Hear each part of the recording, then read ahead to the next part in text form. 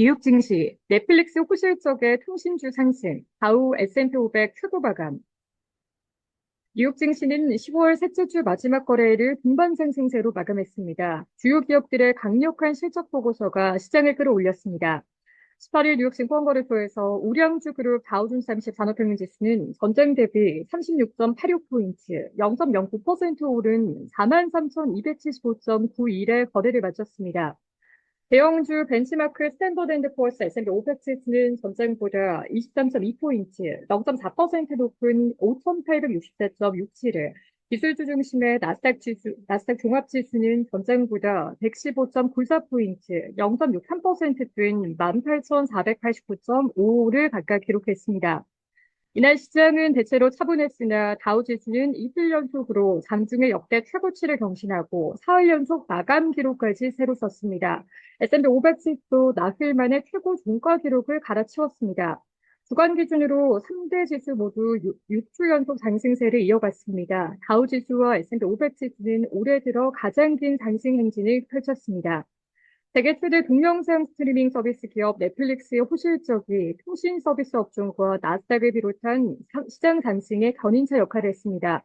전날상 마감 후 시장 기대를 뛰어넘은 탄탄한 실적과 함께 밝은 전망을 제시한 넷플릭스 주가는 전일 대비 11.09% 급등한 763.89달러의 장을 마감했습니다.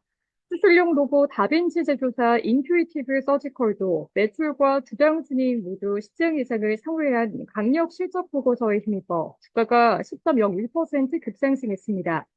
세계 최대 규모의 소비재 제조 판매 기업 프록터 앤 갬블은 핵심 이익이 주당 1.93달러를 기록하며 시장 예상치를 웃돌았으나 순매출이 전년 동기 대비 1% 감소하며 시장 예상치를 밑돌아 주가가 0.38% 밀렸습니다.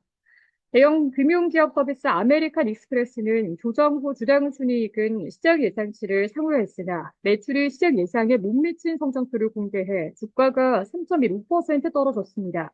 팩트셋에 따르면 지금까지 S&P 500 기업 70곳 이상이 3분기 실적을 공개했으며 이 가운데 75%가 시장 예상을 상회했습니다.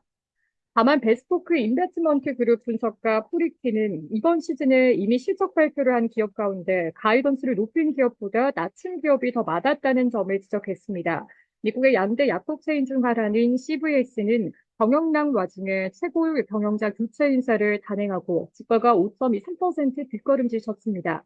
애플은 아이폰 16의 중국 시장 판매량이 강세를 보이고 있다는 보도에 힘입어 주가가 대형 기술주 그룹 매그니피센트 세븐 7종목 가운데 가장 큰 폭으로 올랐습니다.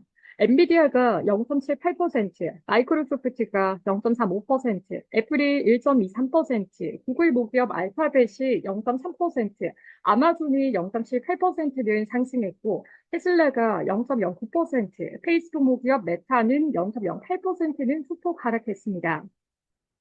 업종별로 보면 S&P 500을 구성하는 11개 업종 가운데 에너지가 0.35% 하락하고 나머지 10개 종목은 모두 올랐습니다. 통신 서비스 업종 상승률이 0.92%로 가장 높았고, 이어 부동산이 0.73%, 유틸리티가 0.56% 순이었습니다.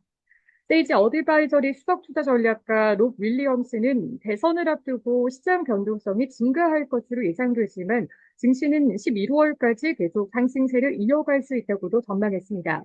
그는 최근 증시는 대선이 열리는 해에 보기 드문 장세라며 대체로 대선을 앞두고 시장이 정체를 보이다가 선거가 끝난 후에 회복된다라고 설명했습니다. 이어 최근의 시장 상승세는 공화당 대선 후보 도널드 트럼프 전 대통령의 승리가 선반영됐기 때문일 수 있다며 트럼프의 조세 및 규제 정책은 한층 친기업적이라고 부연했습니다.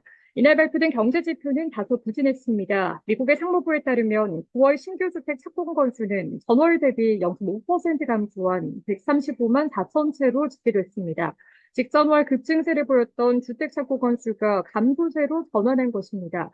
미래 주택 경기를 가늠하는 신규 주택 착공 허가 건수도 줄었습니다. 9월 신규 주택 착공 허가 건수는 직전월과 비교해 2.9% 감소한 142만 8천 채로 집계됐습니다. 연방준비제도의 금리 인하 속도에 대한 시장의 관심이 높은 가운데 이날 라피엘 보스틱 애틀랜타 연방준비은행 총재는 연준이 중립금리를 향해 서둘러 갈 필요가 없다면서 인내심 있게 움직여야 한다라고 말했습니다. 앞서 보스틱 총재는 연준이 연내 금리를 한 차례 25bp 추가 인하할 것으로 예상한 바 있습니다.